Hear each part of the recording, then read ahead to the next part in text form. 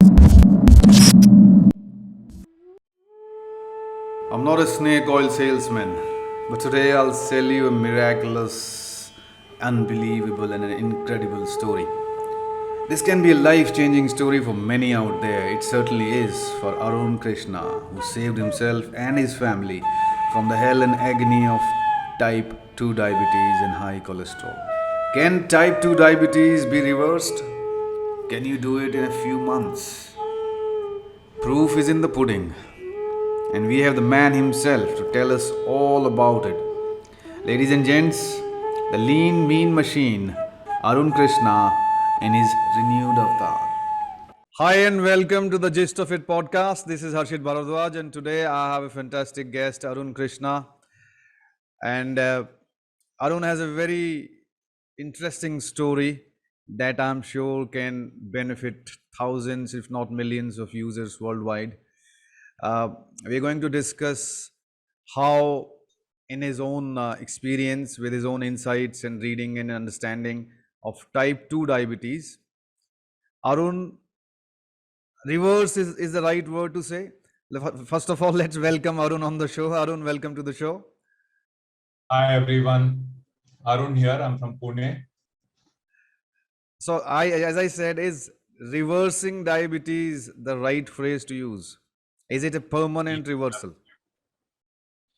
It is a permanent reversal provided you maintain a certain lifestyle. I mean, obviously, if you go back to doing the things that you were doing, you will receive the results that you had received. So, since lifestyle is the main factor in diabetes and metabolic syndrome, you have to maintain a certain lifestyle. That's a requirement. Okay.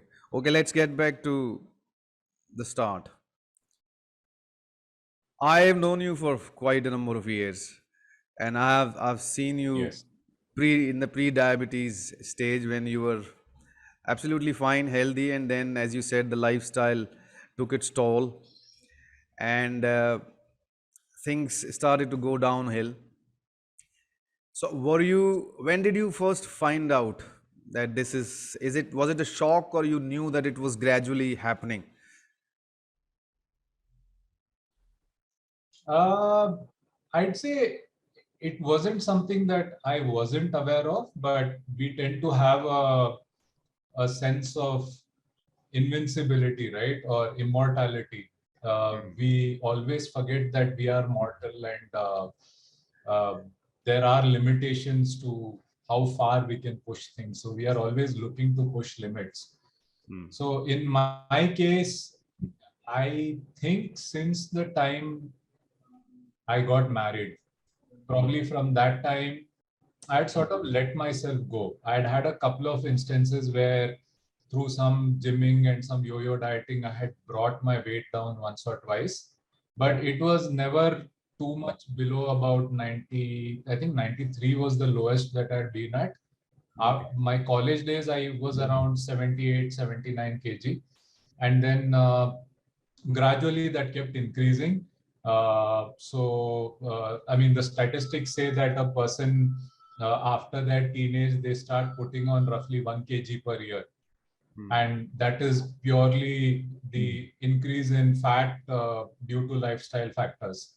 So when we consider how this worked in my case, so after my college days, obviously less activity, more eating, and then once you're out of college and you're working, you have a group of friends and they say, okay, let's go to a pub every weekend. So a pub means you drink lots of beer, and it's not just beer, it's always quite a bit more of other things, like you might enjoy some snacks with it. So you're not into calorie counting and all that. You think, that's for the health freaks, and that's not me. Let me not do that. So I never did that. And as you have known for many years, I've been a big time foodie. So I would say an excess of food. And I think over the last 10 years, I would say for sure, there has definitely been a awareness somewhere at the back of my mind, because I was always feeling bloated. My weight never came down. And I think after I had my slip disc in 2015, it became really bad where not 2015, sorry, 2014. I think my highest weight was around 108 kg. That came down a little bit, but it was around 102. And I think just before I got diagnosed with diabetes, it was around 104. So there was always this tendency of, not really watching what I was doing. And that automatically, led me down the path of metabolic syndrome, because one of the key factors in metabolic syndrome is your visceral fat. That is our big apple-shaped tummy that most of us Indians have, right? We have less fat around our hips and more fat around our tummy. And the fat around the tummy is the worst thing that you can have, because that's the stuff that surrounds the vital organs. It keeps building up.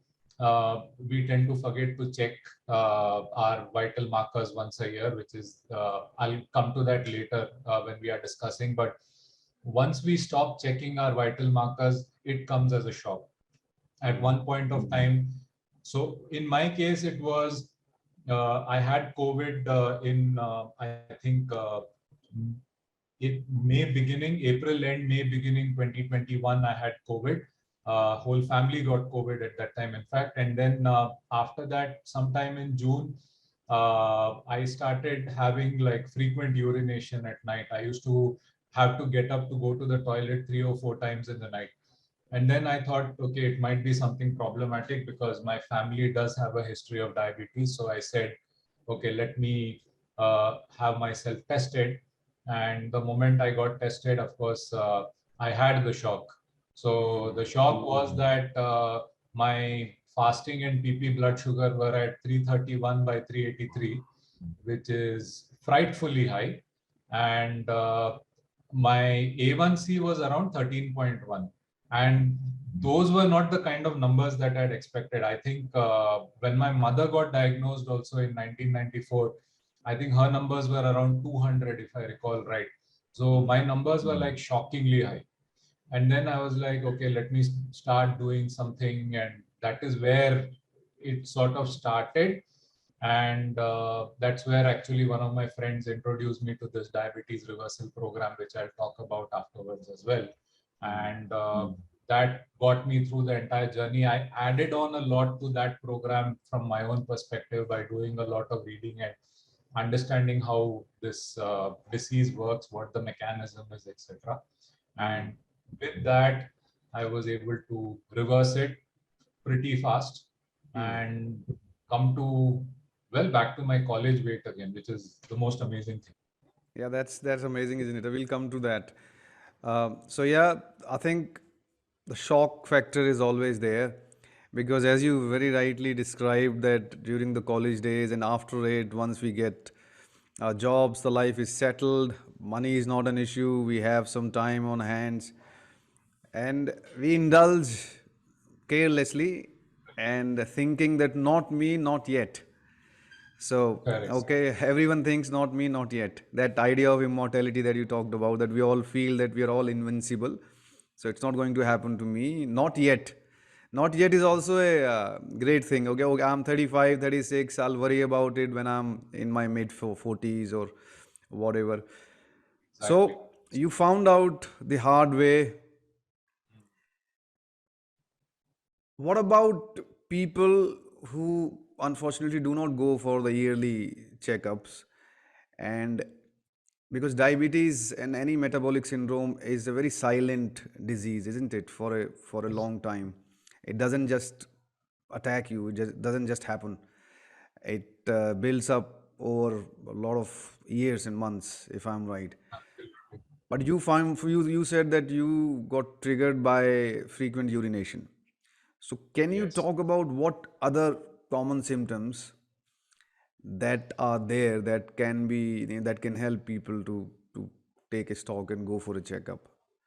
Absolutely. So the common factors. So diabetes is first of all caused by something called insulin resistance. So that's the key factor that starts building up over time.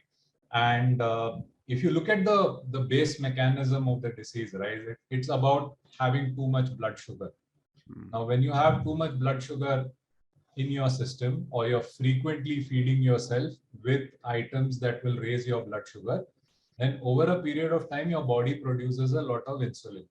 And when your body produces a lot of insulin, that is the trigger for the body to store all of that glucose that is being produced somewhere. So it will go to the natural stores. First, we already have a mechanism in our body where some glucose can be stored in our liver. It's called glycogen, and it stores glycogen in the liver. And similarly, if a person is muscular, if they have a good amount of muscle, it will also go into the muscle in the form of muscle glycogen. So these are the first two stores. Now, if there's still more glucose after that, then the body produces more insulin. It will attempt to stuff that into fat. So it will stuff that into the visceral fat. It will attempt to stuff that into the subcutaneous fat. Subcutaneous is the loose fat that we see right around our body. And it will stuff it there. And then it will also, attempt to, it will try its best to put more of it into the liver wherever it can. So the liver is like the central intelligence of the whole thing, and it's trying to take maximum of it. Now, there is a point where the liver starts hitting its limit. And then there is this concept called the long silent scream of the liver. So that is the main indicator that you look for in a blood test, right? So when you take your lipid profile, you will see that your triglycerides are elevated. Now that is the sign that the liver is releasing that fat slowly into the blood, and it's telling you, boss, you're stuffing me too much, I'm having to release it into the blood. So that's why you see free triglycerides in the blood. So that is one sign. So that is as far as the blood test is concerned. Now externally, what signs do you see? You will see that, people who have got, as adults, they've developed excessive chubbiness on their face, the way I was in the past, right? You can see that the face is all puffy. So that is one very good sign. You will see that their face is puffy. They're looking tired all the time. That's one good sign. Second thing, you ate breakfast, but 1 hour later, you're feeling sleepy, you're feeling tired, and you're feeling hungry.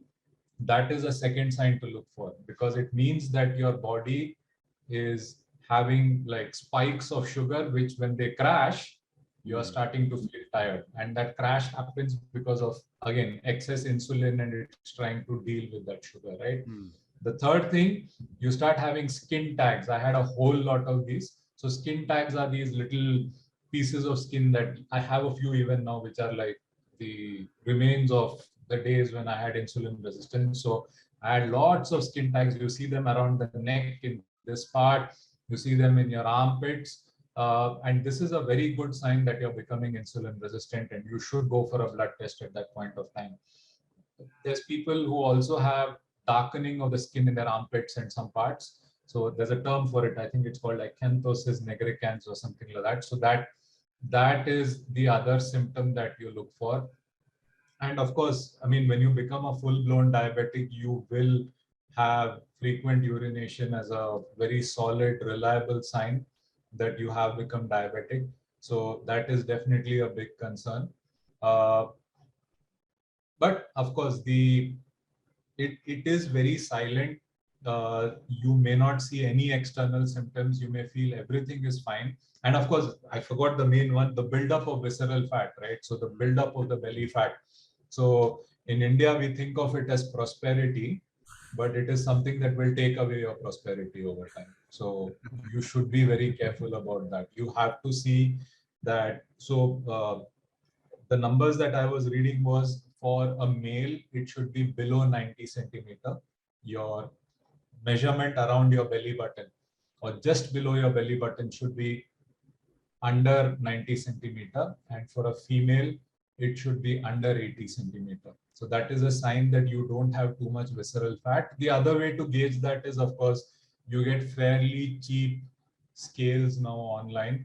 So body composition scales. So you can check in that. If your visceral fat and overall body fat percentage is very high, then you definitely need to take action. BMI and all these things, of course, but more importantly, look at your visceral fat percentage. If it's becoming very high, then it is a concern. But I think uh, in terms of the visceral fat and the belly fat, don't you think that most Indian males have that belly fat?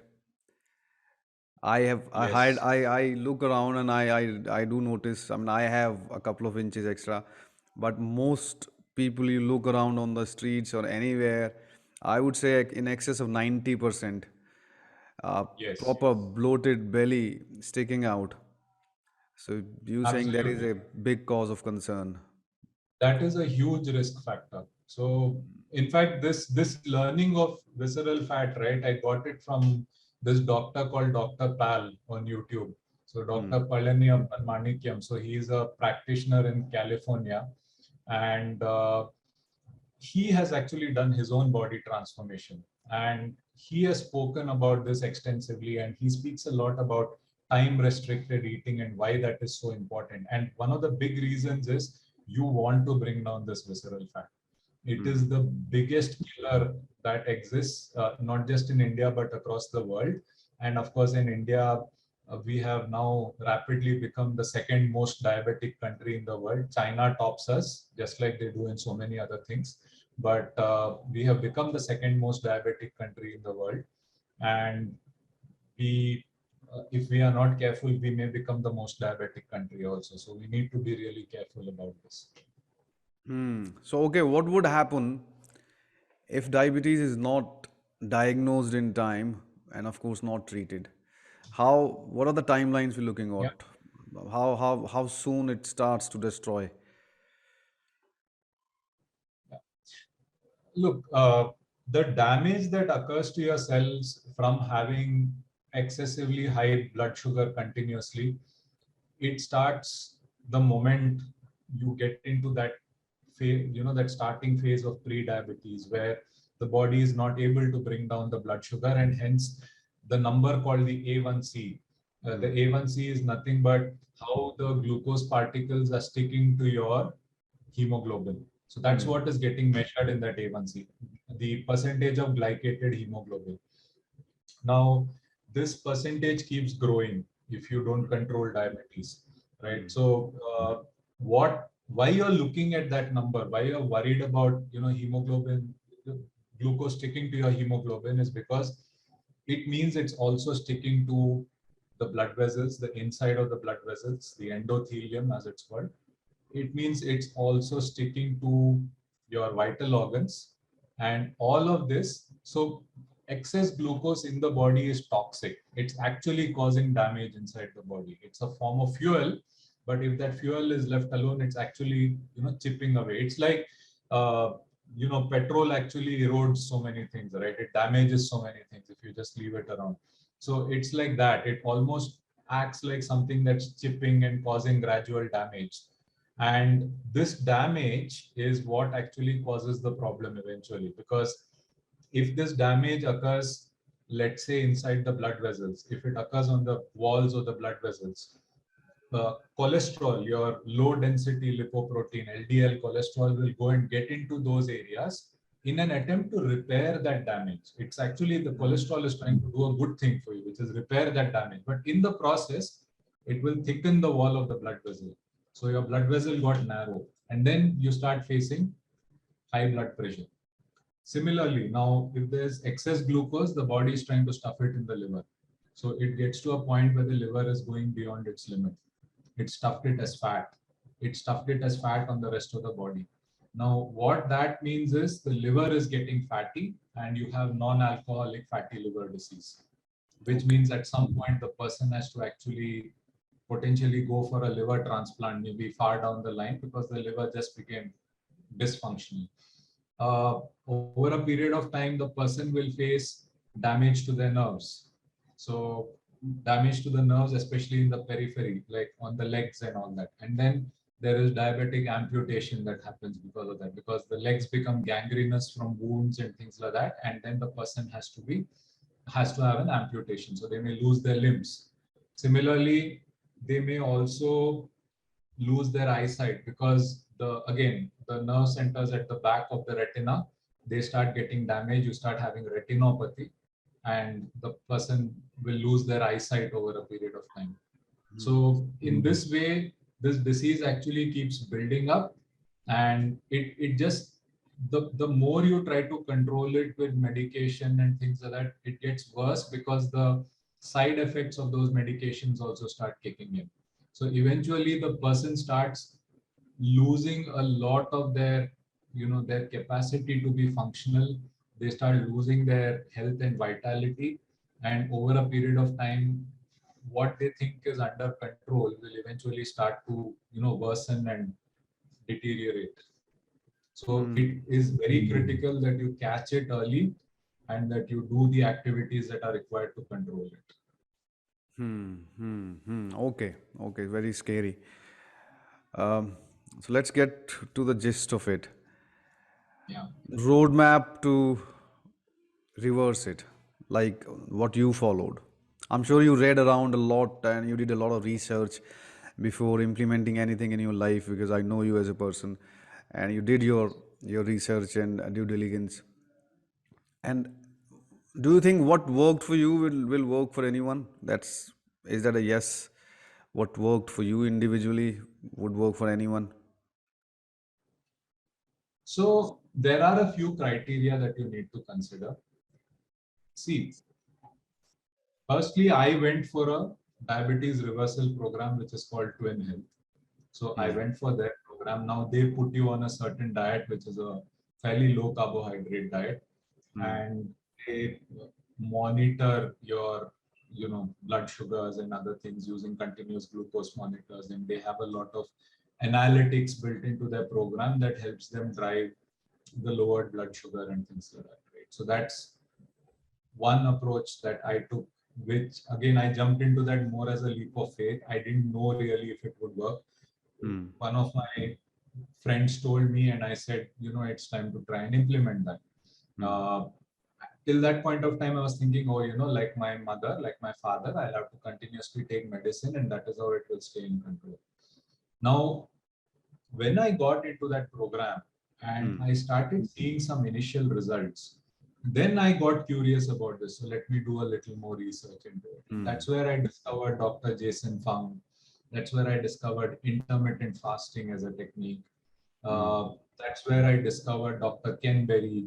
So some of these doctors, they have given some really good explanations, both in their books as well as if you watch their YouTube videos. You get a lot of idea about how this disease works and what its mechanism is. And the moment you start to understand that, you also realize, okay, you actually don't need the medication for it. What you require is to change your entire lifestyle. And to your question, will that work for everyone? Well, the concept that I saw in one of the videos recently was one size fits one, meaning what your metabolic conditions are will be very unique. It's like a fingerprint for each person. So it is like the other person may have very different conditions. So if I, let's say, shed 25 kg in the process of going through this sort of diet and this sort of routine, it doesn't mean another person will shed 25 kg. They may shed only 10 kg. They may continue to look the way they are, but their diabetes may go away. So there are a variety of things that could happen depending on what your individual metabolic conditions are and what other conditions you have apart from this. There are a few key criteria that you need to consider. The first is something called the C-peptide. So the C-peptide is it's a protein that's released along with insulin. So when somebody does a C-peptide test, what they are looking to see is how effective are the pancreas still. So if the person has a C-peptide below 0.9, I think if I'm not mistaken, it means that their pancreas have become weak. It means that their beta cells are not producing as much of the insulin that it needs to. So they are likely going towards what is called type 1.5 diabetes or late autoimmune diabetes in adults, LADA as it is called. So if they are going towards that, then for life, they will have to go on to insulin. There is no choice for them. But definitely through the dietary protocol and by doing some of these things, they can still reduce the amount of insulin that they are taking. They can reduce their dependency on medications to that extent. But unfortunately, type 1 and type 1.5 diabetics have to take insulin because their pancreas, the beta cells on their pancreas, which is like the size of a stamp approximately, and that is what controls all the blood sugar in our body. Those cells are not functional anymore because an autoimmune condition is attacking them essentially. So such people cannot do it, but for anyone whose C peptide is normal, which means it's above 1, and who is having a good amount of insulin being produced, meaning their fasting insulin is fairly high, such people can bring down their diabetes very quickly by following these dietary protocols. That's a good news for everyone. Okay, so let's get into the exact roadmap. Um, Firstly, I really loved what you wrote in your presentation, and what we've discussed is that it has to be an attitude for life. Yes, Unfortunately, we were never trained or taught about this when we were young, and only a disease comes in, knocks on the door, and forces us to learn it. But it's never too late. So it has to be an attitude for life. It's not a 6 month or a 1 year thing that you get sorted and then you go back to your old ways. exactly.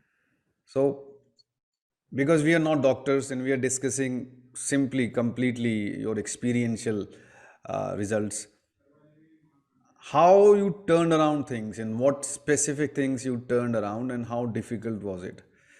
Because these are things you've been doing for a lot of time. So, for example, just turning off sugar overnight, cutting down Yes. on drinks. I'm going to let you give us a list of what you turned around and what's the exact roadmap of lifestyle turnover. So I think the first thing that all diabetics are told is, okay, stop consuming, sugar, stop consuming sweets. So that's the first thing that people are told, oh, you have to let this go.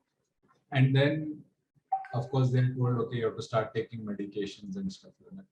Now, the interesting thing in this twin program is they give you a very clear diet plan, right? It's low carb, so you're not. They eliminated all of the rice and wheat and dal and all those things, and you get onto more of a ketogenic diet, which is things like eggs, paneer, cauliflower rice, even your sambar, you thicken it with pumpkin instead of thickening it with dal, for instance. So those are the kind of things that you do. And you basically eliminate the things that are high in carbohydrates. So when you do this, automatically your blood sugar curves become very, very flat. So your blood sugar curves start becoming flat, meaning you are producing less insulin for that period of time because the body has to deal with less sugar. So that's the first thing. So naturally, I let go of sugar. I let go of some of these things that I absolutely loved. I mean, I love my biryani, but when I follow this kind of dietary protocol, obviously I can't have biryani, or I have to have something like, say, cauliflower biryani. So instead of rice, you replace it with grated cauliflower, right? So you have to do things like this. The second thing that I had to do was, which was the challenging part for me. I was eating 3 times a day. I was eating more than 3 times a day. I was drinking a lot of sugar, tea, and coffee. I had to drop all that and come around to eating discrete meals. And the best thing was, right at this time, I saw Dr. Pal's video where he spoke about intermittent fasting and uh, time restricted eating. So the first thing that I did was I brought my last meal to 5:30 p.m. or 6 p.m. And then I saw how that worked for me. First 3 4 days, I was super hungry. I was tired. I was like, why am I doing this? I was like, no, keep go through it. And once I got confidence there, I said, okay, let me make my first meal in the morning at around 11 a.m. And gradually, I brought my last meal of the day earlier in the day, so where I end around 3 p.m. or 4 p.m. And I start my day at around 11 a.m. or 12 p.m. So I have roughly about 4 hours of eating window, 4 to 5 hours. and I have a fasting window after that. So in my fasting window, typically I'll just consume coffee with about 50 ml of almond milk. So 250 ml of black coffee, 50 ml of almond milk. I might add a little bit of coconut oil to the coffee and make that into like a bulletproof coffee. So doing things like this and then replacing the sweetener with say stevia. So using stevia drops in their place, uh, dropping any sort of snacking in between. So in that 4 hour eating window that I have, I eat everything I want. I eat peanuts, I eat peanut butter, I eat if I, nowadays I'm following more of a plant-based diet. So I have more of say tofu and things like that in that time. I eat normal meals now. So normal in the sense I have like say millets with some sambar or some sabji or something like that, and I fix all that within that time, and after that I'm fasting. So Okay. this was the routine that I learned at that time that has kept me in very good state. So eventually, even now where I'm having carbohydrates, I might have it, I won't call it a blood sugar spike, but there's a normal rise in blood sugar that happens when you eat carbohydrates, right? So I have that once a day, and then after that it's quite normal. So effectively you're keeping down that insulin level at that time, and that is where you are causing your metabolic conditions to reverse and your body to heal.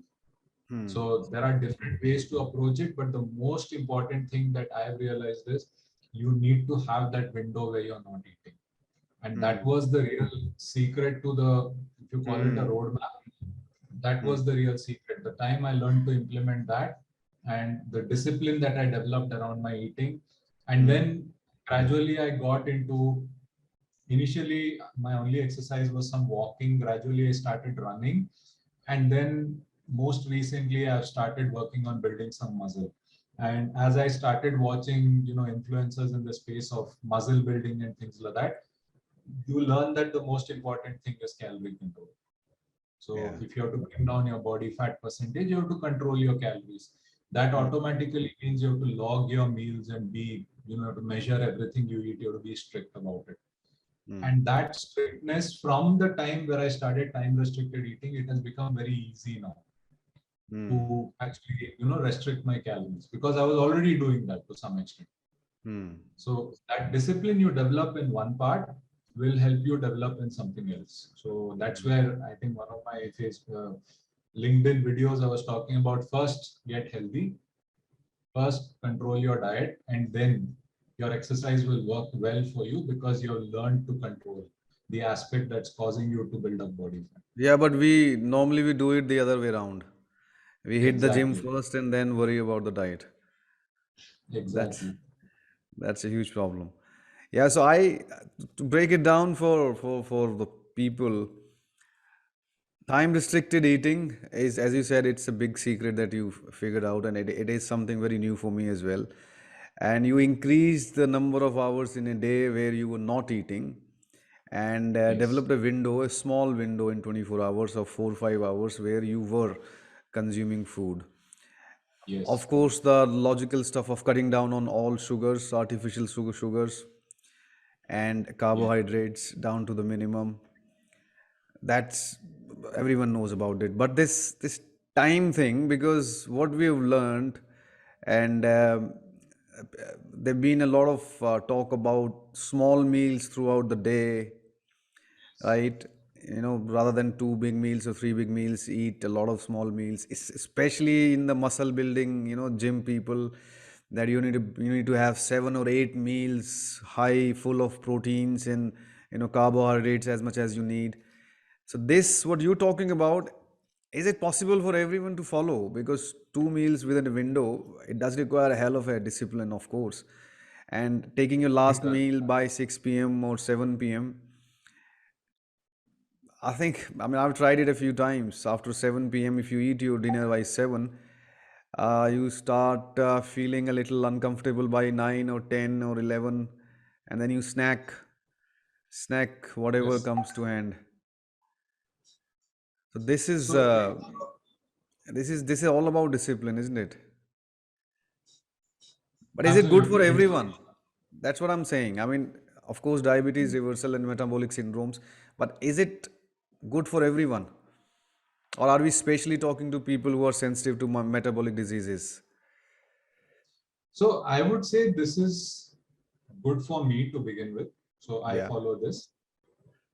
Now, for somebody, I follow a routine where I prefer to eat in the afternoon and leave my evenings free. But there might be somebody else who prefers to eat in the evening and leave their mornings free. So there are lots of people who do one meal a day in the evening because that works for them. Now, as far as the bodybuilders also are concerned, right? Hmm. There are lots of theories on their side also. Like some of them will say, oh, you can eat as many meals as you want and nothing will happen to you. And you're talking about people who are bulking, who need to eat a calorie surplus. So for that, they are, they really have to stuff themselves with food all the time. So they may have to follow a routine like that where they have to feed continuously. But most of us who are trying to lose weight, who are trying to lose belly fat, time restricted eating is the only thing that will work, where the person has to figure out what is the ideal time for them.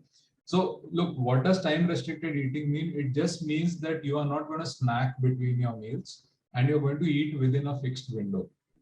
And in the window that you are not eating, it doesn't mean that you can't touch anything. You will not eat solid food, but you can very well have, say, uh, black coffee. Black coffee will actually cut your hunger. You can have some lemon juice with salt. Hmm. That will cut your hunger.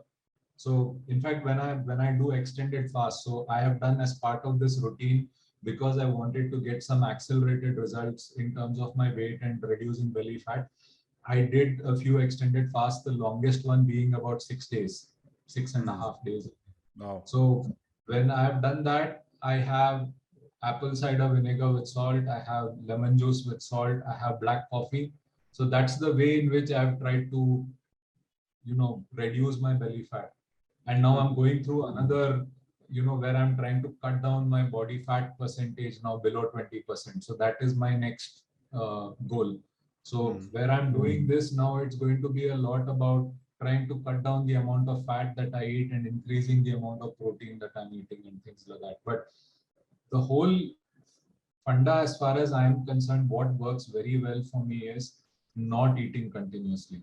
And that was the real discipline I needed to develop. It means that you're not going to reach out for that bag of chips or that peanuts or whatever it is in that time. You're going to control that and you're going to find ways to keep yourself busy in that time. So Hmm. that's the key thing.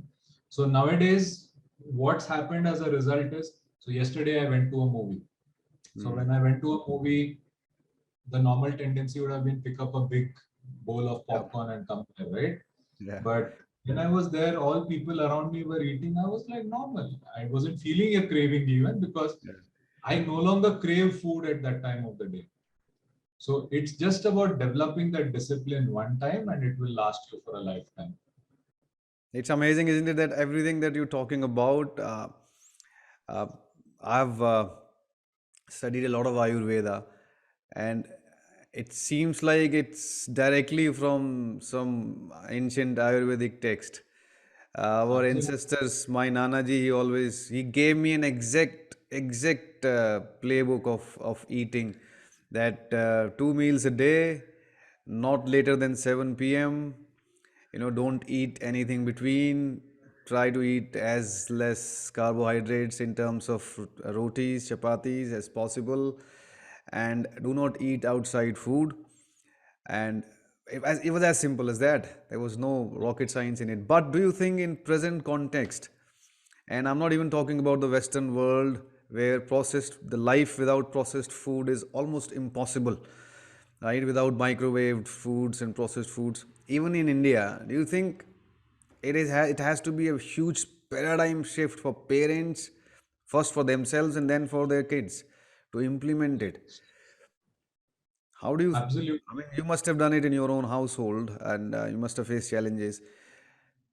How is it? I mean, is it even conceivable? Yeah. So I think I'm lucky in my household because my son doesn't crave a lot of sweets, and my wife also, she just follows whatever I'm following. She has never been a big foodie or anything like that, but Yeah. she just follows whatever I'm following. no mess, no fuss. She's very happy with whatever things are there. So in that sense, I'm very lucky. But yes, you will face challenges in other households where maybe kids are addicted to sugar. So how do you change that? It has to be a learning that you show by example. All right, this is possible if you let go of sugar. Yeah. So I'll give you an example. When I go downstairs in the evening, many a times for my walks and all that in the evening, I see that there are these trucks which very popular in Pune where they're selling this badam shake or they're selling these ice creams right out of the truck, faluda and things like that. So there's lots of people parked there and they're having their faluda at 11 p.m. And that would have been me in the past. I mean, even like 1 year back, that would have been me. But the point is, those are the kinds of things that are doing a lot of damage to us. So to your point of, we Indians probably are not as dependent on processed food. I think that's not really true because we have got so used to eating sugar. We eat sweets in every festival. We have so many festivals in the year. We eat loads of sweets at that time. Yeah. Sugar is the worst kind of processed food you can imagine, the most toxic. We are so used to having, like if you go for a party or something like that, so with your drink you want your little crispy snack, you want your something else out of a bag. Anything you take out of a bag, it comes with a big list of ingredients. So that base ingredient, peanuts, right, salted peanuts may not be a bad thing, but when you take it out of a bag, he has added another 4 to 5 things to prevent that peanut from oxidizing when he has stored it for, you know, 2 months, 3 months, 4 months, whatever is its expiry period. So those things are the ones that are doing damage to you. So when you are having foods like this, the more processed it is, the more ingredients there are on the bag, the more damage you're doing to yourself. So we really need to come out of that whole thing. And we also need to show our children. It's not necessary that you put your children on a keto diet or something, but you have to show by example that certain things have to be done in moderation. Like for instance, if I'm eating, so I love this, there's this brand of chicky now called Nutritious, and they have some really nice flavors of chicky. Now earlier I might have picked up the whole 125-gram pack and I might have eaten it within one sitting or two sittings, right? But now when I am eating it, I consciously eat one square of it, which is like 11 grams. So I consciously eat only that one square. So that bringing that consciousness and being aware that, okay, if I eat 3 of these, it means that I have eaten, say, 8 grams of sugar. And that is going to cause a spike in my blood sugar. So those are the kind of awareness that we need to bring into our children as well. That level of awareness, telling them that you don't eat too much sugar, you eat more of the vegetables, you eat more of the nutritious things, and we have to show it by example as well, obviously. Interesting, interesting.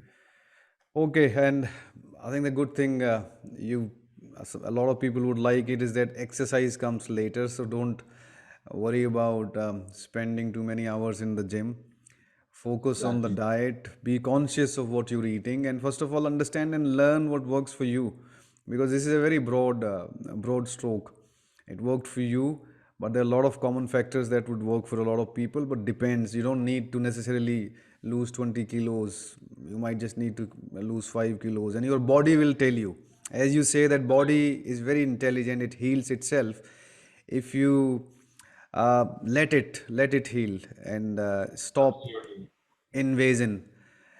I think two of the biggest factors that, in my opinion, that are creating havoc in our country, two of the big would be drinking a lot of whiskey Oh, that yeah. comes with its own chakna and the fried stuff and all the processed stuff that goes with it, and then whatever is eaten afterwards, and tea in the Yeah. snacks, right? Two of the biggest that, and it's surprisingly in last 10 years I have witnessed it, that in last 10 years at least, that it's specific, at least in the metropolitans and type 1 type 2 cities, it is it has become a pandemic. Oh, yeah. It has become a Absolutely. pandemic. What you talk about moderation in eating, I think the moderation in drinking, whether it's tea or alcohol, is probably the number one step. Someone has to figure out how to do that. Yeah. Because I know you used to love your Jim Beam and single malt and Jack Daniels, JD with Coke, and you used to love your drink, right? So how is that happening? How is it in moderation, or you had to completely quit?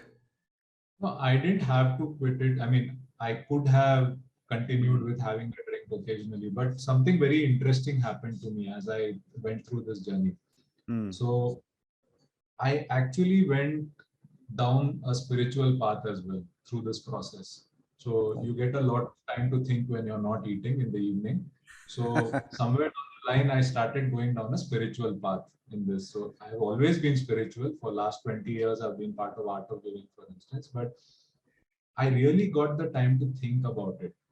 Uh, And that led me to certain practices that also have helped me a lot in my mental health as well. And that has also, I realized that alcohol is something I just don't need. hmm. And I think the last drink that I had was because I was absolutely forced to when one of my cousins came over and they were like, have something. So I was like, I took like a little 30 ml of wine and I said, okay, I'm done. And then quietly, like within, he came home late at night. So quietly within 20-25 minutes, I said, tomorrow morning, I'm doing this early morning wake up routine as well. So I was like, I need to go and sleep because I'm feeling too sleepy. I need to wake up early in the morning. So just with that 30 ml of wine, I escaped. But basically, what I've started doing is I have a lot of bottles of single malt and things like that. I'm giving them away gradually to people who are interested. So whoever is there, so just gifting them. I want nothing more to do with alcohol in my life. And it's not because I'm puritanical or I look down on people who are drinking or anything like that. But I just realized all the alcohol that we drink is processed through our liver. Yeah. Now, there are two interesting things about the liver. The first is all the fruit that you eat, right? It contains fructose. Hmm. Fructose is 100% processed through your liver. It can't be processed by the other cells in your body. So it is broken down in your liver. Your liver is also filtering out a lot of the toxins that come in your other food. Your liver is like the most intelligent organ in your gut. So Hmm. after your brain, it's your liver that's the most critical organ. And when you add alcohol into that mix, you are actually adding a further toxin that Hmm. again has to go through the liver and be processed and put a lot of stress on it. So I was like, I've already put so much stress on my liver over these years. Now I've learned how to heal it with fasting and all that. But again, put alcohol into it, again, I'm poisoning it. So I really don't want to do that anymore. And it gels very well with my spiritual practices also. So that's why I kind of let go of that whole thing. It's interesting that you talked about the spiritual practices because I quit alcohol 3.5 years ago for different reasons, not for health reasons. But just one fine day, I just broke the bottle. And so what I realized after I stopped drinking, and it was incredibly hard because you have a group of people, you have friends, and and basically you lose the bottle, you lose your friends. That happens. But just realized, coming from what you said, that I suddenly had a lot of time, 4 or 5 hours in the evening, right? Because you're not drinking, you're not eating shit, you're not spending time uselessly doing the same old stuff every single day, sharing the same jokes with the same people.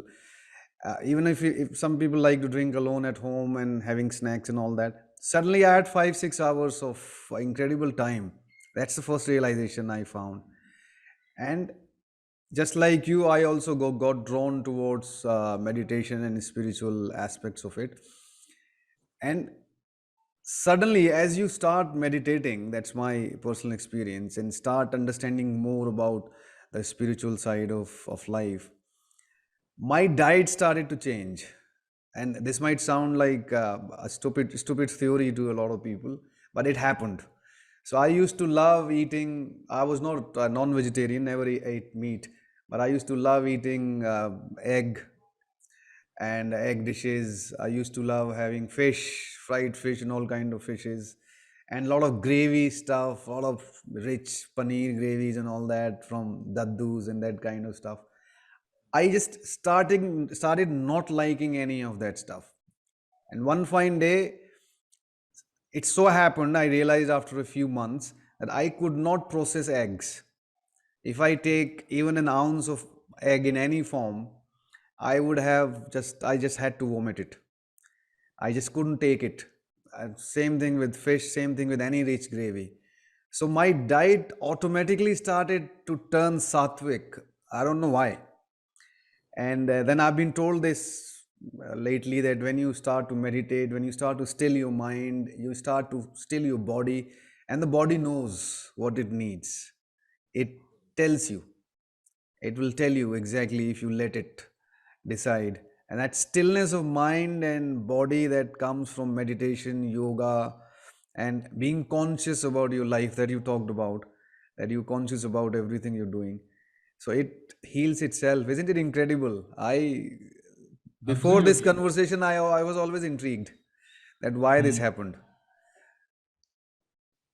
No, it is absolutely unique, and that is exactly what has happened to me as well. I enjoyed eggs. I Yeah. enjoyed my chicken and other things as well. So once I was on the keto diet, it was the excuse for me to go all out. Basically, I would go to the Yeah. restaurant over the weekend and I would order a whole tandoori chicken and eat it. So I enjoyed all that for the time that it was there. But eventually, as I got deeper into the spiritual practice, I think some of the ethical considerations also started to hit home for Hmm. me. Hmm. And now I I am making this conscious shift towards veganism. It's incredibly hard in India to be vegan because dairy is so much part of our life. At least, on one front, I've eliminated dairy completely, which luckily came as part of keto, which was I only have like plant-based milk with my coffee and things like that. And that shift has actually helped me to also go towards gradually moving out of other forms of dairy, where Hmm. paneer is something that you can't avoid when you go out, but at least at home I'm shifting more towards having tofu and things like that. Hmm. And I actually realized that it works pretty well for me, so why not? So eventually, Hmm. at least to the extent possible, I will be plant based. And if absolutely unavoidable, you go to some rural part of India where you're getting nothing else, Yeah. you might have to have a little bit of paneer or some milk in your coffee or something like that. Hmm. So to that extent, I have some flexibility and some thoughts around it. Hmm. But I think eventually, yes, you do start to make those Hmm. shifts once you have that mindset building up. Hmm. It is. I think I've done experiment. I'm okay in terms of weight and the vitals, um, but I've had phases where I was drinking a lot of tea, and as you Hmm. said, milk is completely unavoidable. Amul milk, piega India. Milk is like the national drink. If you don't drink Exactly. milk, you won't be intelligent and all that. So I have realized cutting down tea, milk and sugar, so 10 cups of tea, so 10 spoons of sugar, and whatever amount of milk, even just that transforms the energy levels. Just that, just the Absolutely. milk, no milk in the evening or morning, and no sugar, no tea.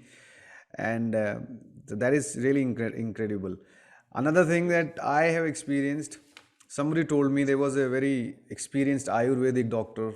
He passed away a few months ago. He was 96 and he could walk like straight.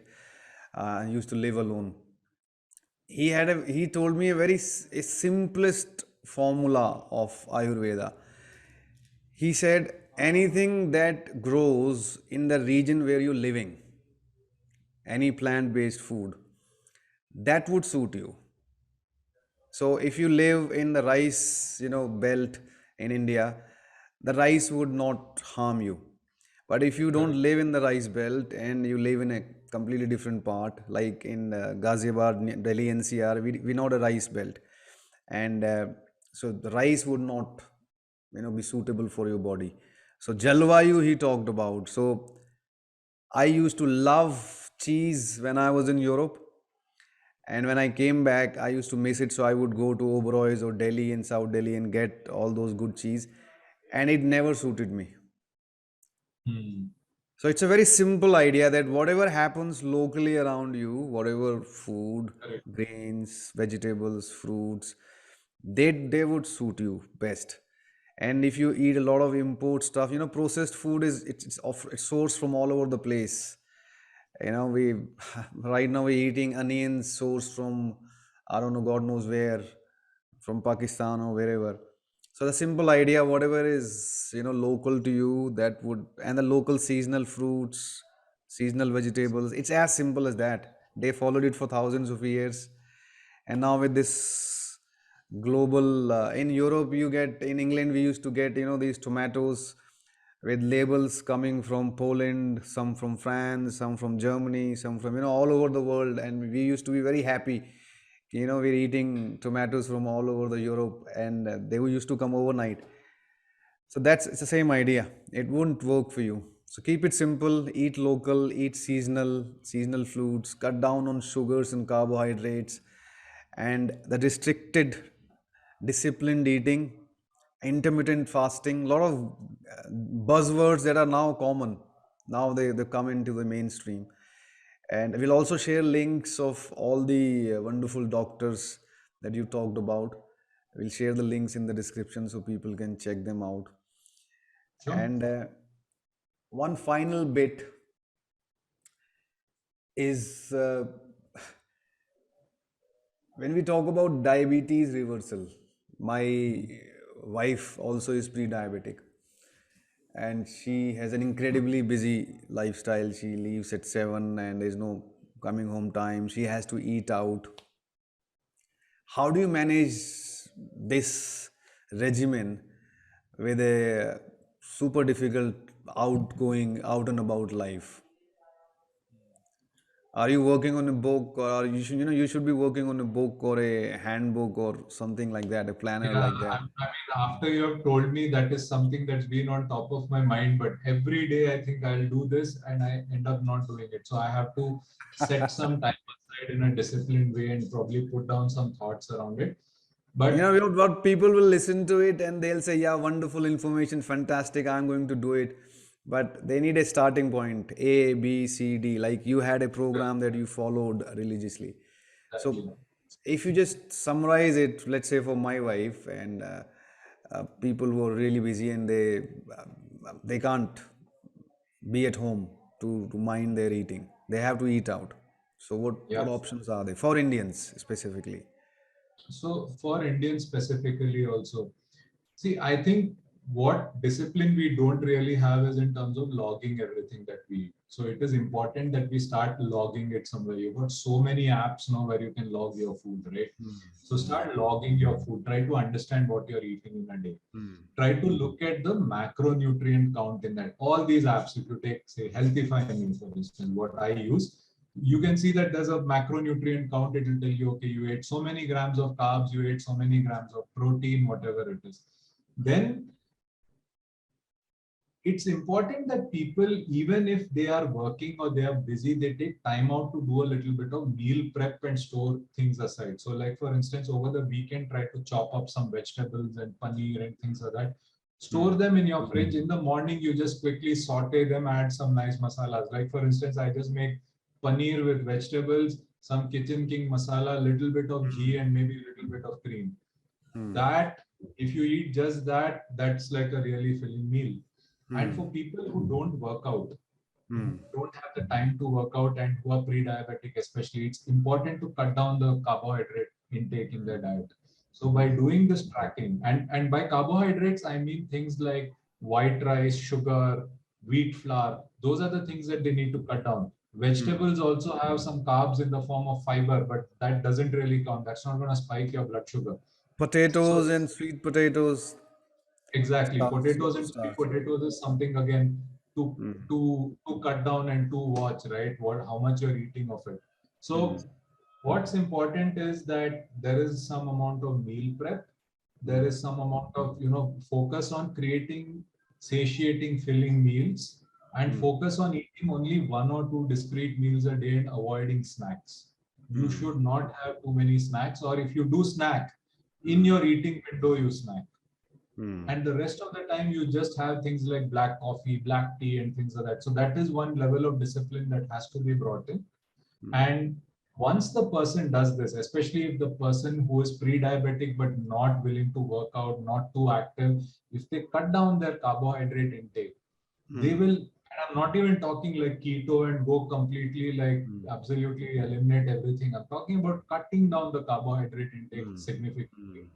They'll start finding that their blood sugar start coming under control, and with that, without any medication, and with that, their A1C and other things will come down automatically. It's important to develop that discipline of tracking foods and tracking what we are eating, and having that routine of eating one or two filling discrete meals a day and avoiding snacking. That's the most critical thing. So you're saying less is more. If nothing else, you can control at least within the small window and eat as less as you can in terms of carbs and sugars. It's not hard to cut down sugars and carbs. Cut down tea, and 80% of the work is done. Sugar and milk Exactly. tea. Cool. You also talked about one last thing that just came to my mind, that you talked about satiety hormones. Was it, you feel satiated when we eat stuff like salad and, before our meals, and we feel fuller. Yeah. So, how does that work?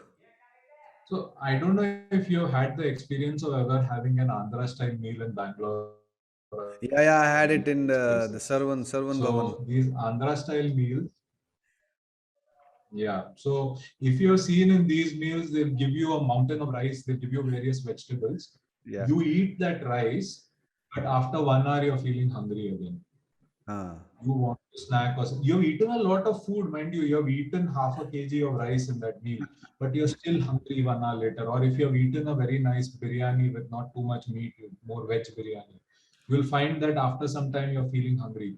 The reason for that is the carbohydrates in the rice are processed rapidly, and they are not signaling the satiety the way it should be.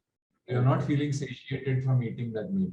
But conversely, if you have ever eaten a lot of paneer tikka, so during your partying and all that, if you have ever had like 5, 6 pieces of paneer tikka, after that you don't want to touch food. You feel like yaar kha liya yaar, bahut ho gaya. So That's the trick. that That's the trick they use. The caterers use. They stuff you with paneer tikka, so the food is saved, dinner exactly. is saved. But that paneer is so high in protein and fat that it's triggering the satiety. So there is a very simple trick that you need to use. If you are eating high carb, if you are eating a significant amount of carbs, let's say more than 150 grams, 200 grams of carbs a day, try to cut down the fat content. Okay. That carbohydrates plus fat is not a very good thing for the body. Like sweets made with lots of rice and ghee and so on. If you eat too much of that, it's not good for the body. But if you're eating protein, then combine protein and fats more and cut down the carbs. That will actually help you increase that satiety. So if you have a big salad with lots of paneer that has been nicely fried in ghee with some amount of cream and some amount of masalas and things like that, it will create amazing satiety where you can eat one meal in the afternoon and then you don't eat anything till the next day. Also, you will not feel hungry. So when I was keto, I used to typically eat like 200 grams of paneer plus 4 eggs in the afternoon. Until next morning, I would be very happy with that. Wow. So you really don't need a whole lot. That's doable. That's paneer is the national dish anyway. Everyone loves paneer. Paneer and Absolutely. tofu are they're doable. They're doable. Fantastic, a long conversation, and as we discussed, we're going to take it further with hopefully a book and kind of a course for other people to follow. What's amazing is that you've I knowing you, I never felt that you are going to be, you would be the last person that I would expect to let your life drift to that point, Mm. right? So, in my understanding of knowing you, you would be the last person I could imagine who would let the life drift and come to that point. But again, you stood up, raised your hand, and turned it around. So, a lot of people who might be listening, and I've also been guilty of this, not conscious of what we're doing with our lives. It's time to wake up. It is a silent killer, and where there are very open symptoms, and we all know that. We just keep ignoring them. We all know Yes. that. The bloated belly is you can't avoid it. That's the first thing you notice when you wake up and you try put on a new shirt. So you please don't avoid what's happening with your body. And what Arun's demonstrated, that it's never too late until it's too late. So if you wake Yeah. up in time, and it's not a lot of hard work, you don't have to go to the gym and sweat it out, because that scares a lot of people. Exercise comes later, and it'll come, I think, naturally to you. Once you start looking after your body, you would want to go out and sweat it out. That would come naturally to you, because you will have that energy. So once you're going through this metabolic syndrome, you are always, you know, energy lacking. So you don't feel like you're not at your optimum level. So once you reclaim back your energy, you would yourself want to go out and do all kind of things and do great things even in your professional life and personal life. So reclaim back your energy, reclaim back your body, give it the due it requires, and it's very much doable. It's not we're not trying to sell snake oil here. It has been scientifically Mm. demonstrated, and Yes. you can get in touch for any other views and comments. And thanks a lot, Arun, for your time on this weekend. I think your window of eating has just started. So we'll let you go and have your lunch. I'll just put in one closing comment there. So I discovered this at age 42, right?